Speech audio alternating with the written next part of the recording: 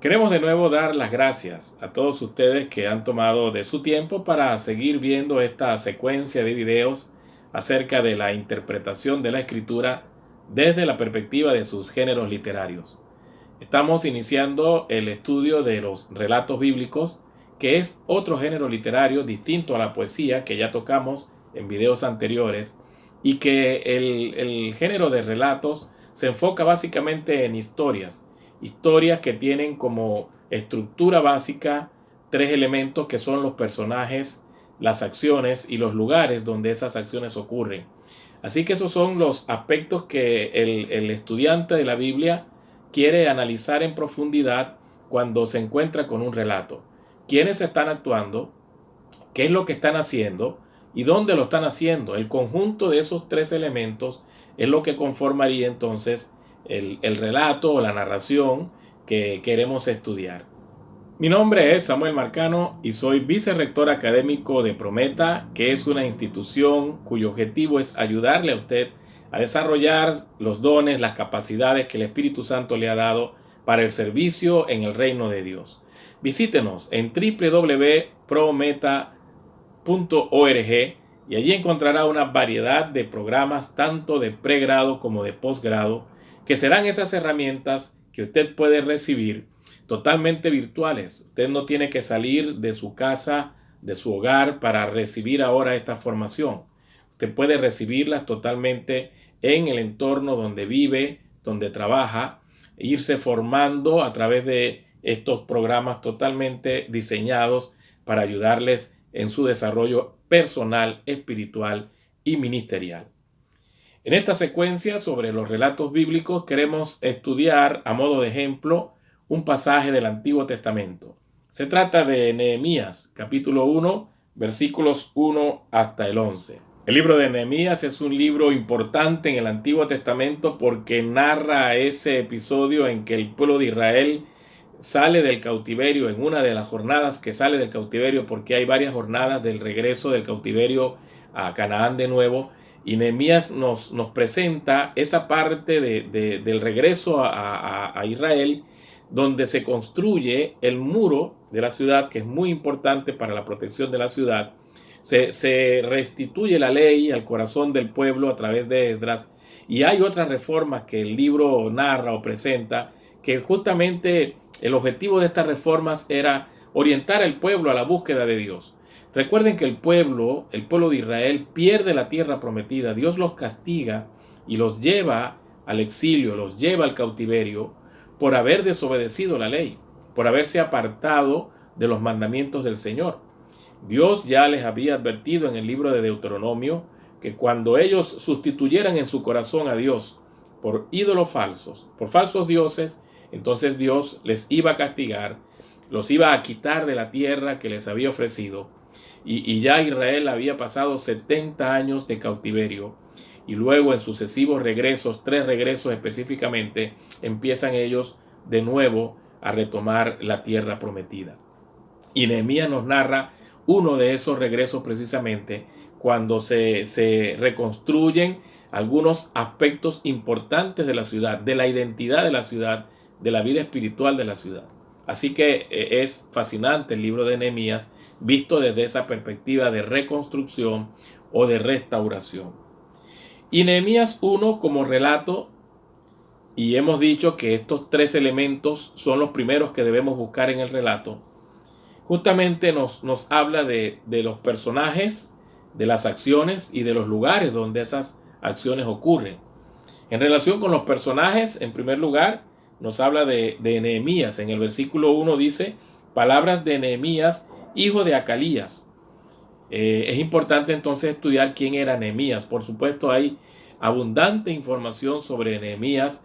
Hemos dicho que debemos contar con buenos diccionarios, buenos comentarios, compendios manuales, que son otras herramientas que sintetizan mucha información dispersa en la escritura, para poder derivar esta información que necesitamos. ¿Quién fue Nehemías?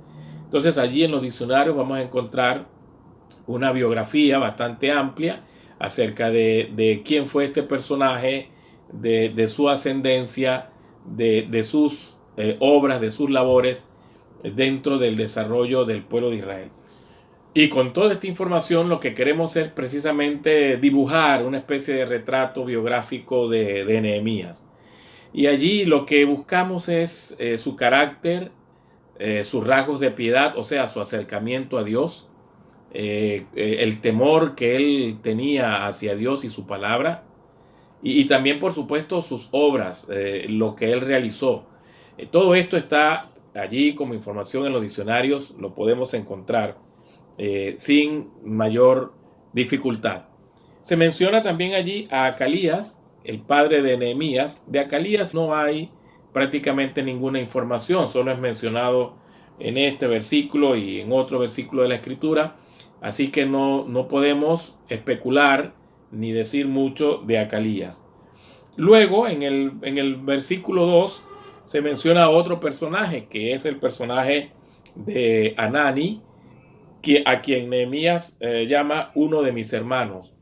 Hay un interesante debate sobre si Hanani era hermano de sangre de Nehemías, era hermano físicamente hablando, ¿no? Hijo del mismo padre, de la misma madre, o si Nehemías está utilizando el término hermanos en una forma un poco más general para referirse a un compatriota.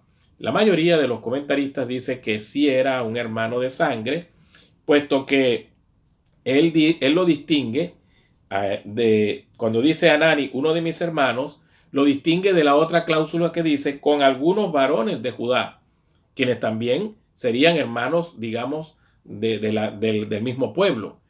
¿Por qué hace esa separación y dice Hanani, uno de mis hermanos, con otros varones de Judá? Si hubiese podido decir con todos mis hermanos, hablando en ese sentido genérico de compatriotas.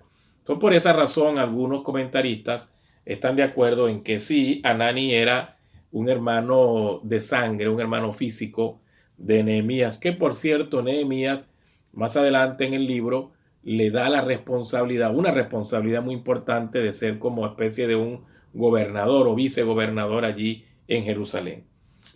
Esos son los personajes claves que se mencionan: Nehemías, Acalías, Hanani.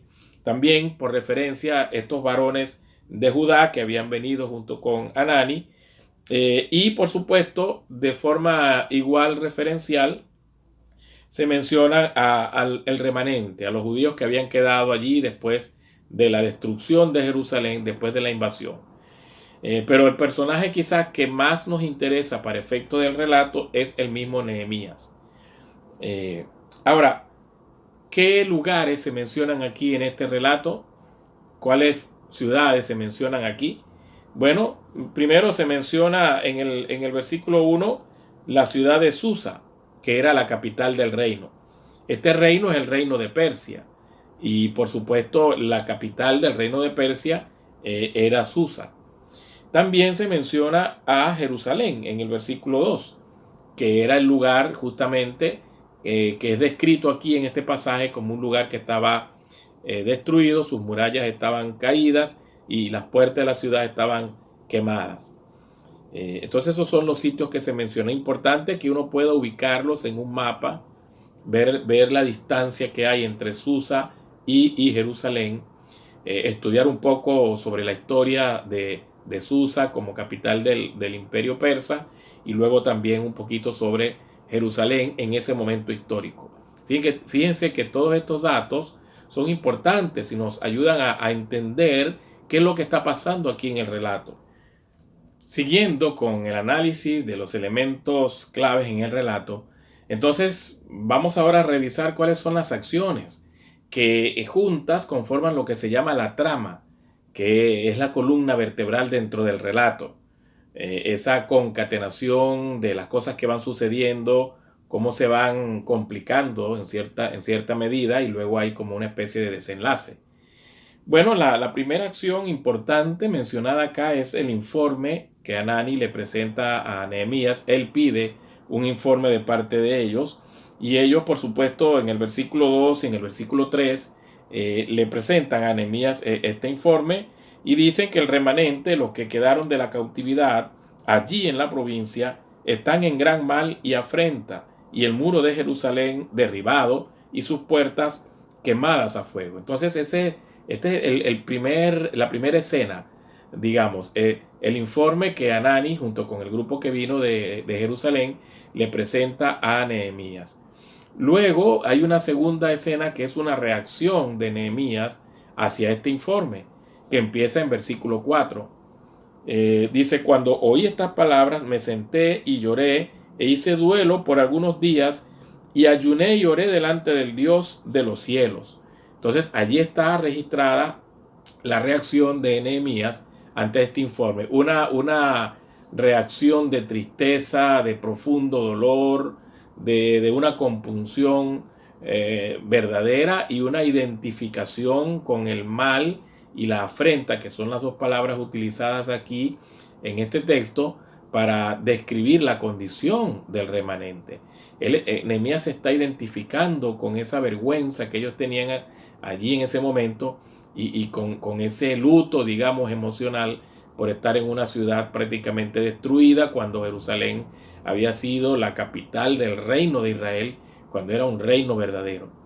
Entonces esto causa un profundo impacto en Nehemías, y luego a partir del versículo 5 y hasta el versículo 11, el escritor nos deja una oración, y una oración que es importante porque es una oración que inicia el libro, y que a través del libro, a través de sus diferentes capítulos, uno ve cómo esta oración está adquiriendo fuerza. Es decir, lo que Nehemías plantea aquí se va dando a lo largo del libro. El reconocimiento de quién es Dios, la condición de ellos como pecadores que le habían faltado al Señor, el pacto que es ratificado vez tras vez a lo largo del libro. Todo esto contenido aquí en esta primera oración. Y este es uno de los pocos libros, probablemente el único libro de la Biblia que empieza con una oración, y por cierto también termina con una oración, es decir, con unas palabras dirigidas a Dios.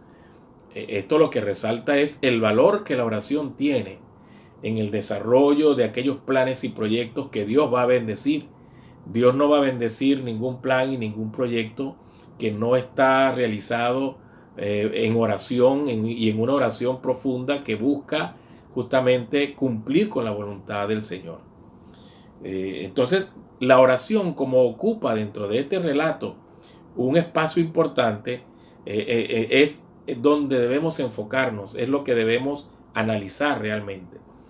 Entonces, en resumen, aquí hay dos grandes escenas, que es el informe que Hanani le da a Nehemías y la reacción de Nehemías, que incluye el dolor, la compunción, la tristeza de su corazón, y una oración importante que va a abrir o a desatar el resto de los relatos en el libro.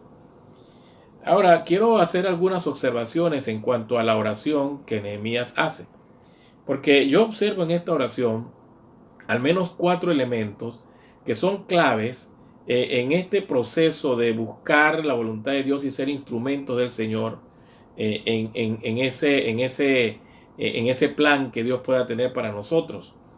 El primer elemento clave lo observo en el versículo 5, cuando Nehemías dice: te ruego, oh Jehová, Dios de los cielos, fuerte, grande y temible, que guarda el pacto y la misericordia a los que le aman y guardan sus mandamientos. Aquí Nehemías está identificando quién es ese Dios a quien él está orando. Y esto es el primer gran aspecto en la oración. ¿Quién es Dios? ¿A quién yo me estoy dirigiendo? ¿Cuáles son sus atributos? Nehemías conocía muy bien ese Dios, el carácter de ese Dios, porque fíjense las palabras que utiliza para describirlo. Es Dios de los cielos, o sea, es trascendente, está más allá de nuestros límites humanos. También dice que es Dios fuerte, habla de su poder. Dice que es un Dios grande y temible. Es un Dios a quien nosotros debemos respetar. Es un Dios a quien no quisiéramos desobedecer. Y luego dice que es un Dios que guarda el pacto y la misericordia a los que le aman y guarda sus mandamientos. Dios no está obligado a ayudar a toda persona que lo pida. Dios ayuda, por supuesto, tiene misericordia, pero Nehemías dice: aquellos que le obedecen y que guardan sus mandamientos y que le aman. Entonces, por supuesto, aquí notamos los rasgos de Dios que son importantes y relevantes en la circunstancia que estaba viviendo Nehemías. Nos habla mucho a nosotros porque a veces oramos al Señor y utilizamos unas ciertas etiquetas fijas, trilladas, a veces vacías de contenido para dirigirnos a Dios. Parece que no renovamos esa forma de dirigirnos al Señor y esto a veces desdice de nuestro conocimiento sobre quién es Dios. Nehemías estaba actualizando esos rasgos de Dios a su situación. Un segundo elemento importante que vemos en esta oración está en el versículo 6. Dice: esté ahora atento tu oído y abierto tus ojos para oír la oración de tu siervo, que hago ahora delante de ti día y noche, por los hijos de Israel tus siervos, y confieso los pecados de los hijos de Israel que hemos cometido contra ti.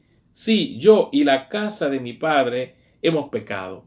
Y luego en el 7 añade: en extremo nos hemos corrompido contra ti y no hemos guardado los mandamientos, estatutos y preceptos que diste a Moisés tu siervo. ¿Qué está haciendo aquí Nehemías? Está reconociendo su fragilidad y la fragilidad del pueblo.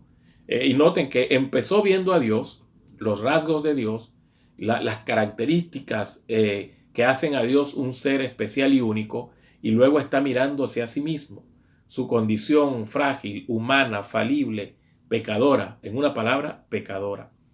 Es importante eso cuando uno ora. No solamente saber con quién estamos hablando, sino ver nuestra propia condición. Nosotros no merecemos nada de Dios. No nos hemos ganado el favor de Dios. Es decir, que si por nuestra condición fuera, por supuesto Dios no haría absolutamente nada a favor nuestro, porque somos pecadores, somos personas que en pensamiento, en palabra y en hechos ofendemos permanentemente a Dios y por eso no merecemos su gracia. Nehemías se ubica en esta relación con Dios. No está exigiendo como quien demanda algo a Dios. Está más bien viendo su corazón afectado por el pecado, afectado por la maldad y por la desobediencia. Entonces es una segunda característica que veo resaltante aquí en esta oración. Una tercera característica la veo en el versículo 8, cuando dice: acuérdate ahora de la palabra que diste a Moisés tu siervo, diciendo: si vosotros pecareis, yo os dispersaré por los pueblos. Pero si os volviereis a mí y guardareis mis mandamientos y los pusiereis por obra, aunque vuestra dispersión fuera hasta el extremo de los cielos, de allí os recogeré y os traeré al lugar que escogí para hacer habitar allí mi nombre. Lo que Nehemías está haciendo es citando justamente Deuteronomio capítulo 30, donde Dios hace esta promesa, que cuando el pueblo se arrepintiera de sus pecados, Dios los iba a traer de la misma tierra donde los había enviado, castigándolo por el pecado de desobediencia y de idolatría. De nuevo los iba a traer a Jerusalén, a la tierra prometida. Y esto es importante cuando uno ora. Orar sobre la base de la misma palabra de Dios. Porque si Dios ha dicho algo en su palabra, entonces en mi oración yo debo estar seguro que lo que estoy expresando ya Dios lo ha dicho, ya Dios se ha comprometido con ello. Y es muy importante cuando la oración es bíblica, o sea, cuando la oración está fundamentada en la misma palabra de Dios. Y finalmente el cuarto elemento que veo está registrado en el versículo 11. Dice: te ruego, oh Jehová, esté ahora atento tu oído a la oración de tu siervo y a la oración de tus siervos, quienes desean reverenciar tu nombre. Concede ahora buen éxito a tu siervo y dale gracia delante de aquel varón, porque yo servía de copero al rey. Bueno, aquí, por supuesto, analizamos desde el punto de vista cultural o social lo que era un copero, una persona de mucha confianza del rey, porque se solía en aquellos tiempos envenenar a los reyes, envenenarlo a través del vino, de la comida, y el copero era aquel funcionario que probaba la comida del rey para verificar si estaba en buen estado o si estaba envenenada. Así que debía ser una persona que gozaba de la total confianza del rey, y muchas veces eran también consejeros a quienes el rey consultaba algunas decisiones. Lo que Nehemías está pidiendo aquí es: Señor, dame la oportunidad a mí como copero de hacer algo por mi pueblo. Y ahí veo yo el compromiso de él como persona. No está pidiéndole a Dios: manda a alguien, utiliza a otra persona, manda un recurso. Está diciendo: dale gracia a mí, o dame gracia a mí como copero, porque luego añade: yo servía al rey en esta función, para hablar con el rey, para tener audiencia con el rey y lograr que el rey me escuche y me dé la oportunidad, por supuesto, de ser de bendición o de ayuda a mis conciudadanos allí en Jerusalén que están en gran mal y afrenta. Eso es básicamente lo que él está pidiendo. Entonces es una oración comprometida, porque es una oración donde él dice, como dijo en una ocasión Isaías: heme aquí, envíame a mí. Estos son los 4 elementos que observo en esta oración y que son claves, fundamentales, para que luego se llegara a aquel hecho importantísimo que fue que el muro fue construido en 52 días. Lo que él estaba pidiendo aquí se logró. Y uno quisiera, por supuesto, tener una oración así de eficaz. Que, por cierto, dice Santiago que la oración eficaz del justo puede mucho. ¿A cuántos de nosotros no nos gustaría tener una oración así de eficaz? Pero estos 4 elementos son importantes de considerar. El hecho de que sepamos la naturaleza de ese Dios a quien estamos acercándonos, que reconozcamos nuestra fragilidad como pecadores, como personas que le hemos fallado a Dios, que oremos sobre la base de la misma palabra revelada de Dios, lo que ya Dios ha dicho, para no pedir algo que esté fuera de la Escritura, y que también hagamos una oración comprometida donde nosotros mismos estamos dispuestos, como dice también una expresión bíblica, a colocarnos allí en la brecha, a estar dispuestos a poner nuestra cuota de compromiso y responsabilidad en aquello que estamos pidiendo. Así que este relato de Nehemías es un relato cargado de mucha emotividad y que abre el libro precisamente porque la intención del escritor es darle a esta oración primacía en el desarrollo de las acciones posteriores. Es cierto que Nehemías se utiliza como un libro que da principios para el liderazgo, que enseña muchas cosas relacionadas con la dirigencia, pero no debemos pasar por alto este tema de la oración, sin la cual no es posible alinearnos con la voluntad de Dios y ser instrumentos efectivos en sus manos. Que el Señor nos bendiga y que este nuevo relato que hemos estudiado juntos pueda servirnos de bendición y de ayuda en lo personal y en lo ministerial. No deje de pasar por nuestra página web www.prometa.org. Allí va a recibir información importante acerca de las herramientas que ponemos a su disposición para que usted desarrolle sus capacidades y sus dones, ese llamado que Dios le ha hecho para servirle en el cuerpo de Cristo. Usted pueda desarrollarlos más eficazmente a través de estas herramientas que ofrecemos. Que Dios nos bendiga y que la palabra del Señor haga su efecto en nuestras vidas. Bendiciones.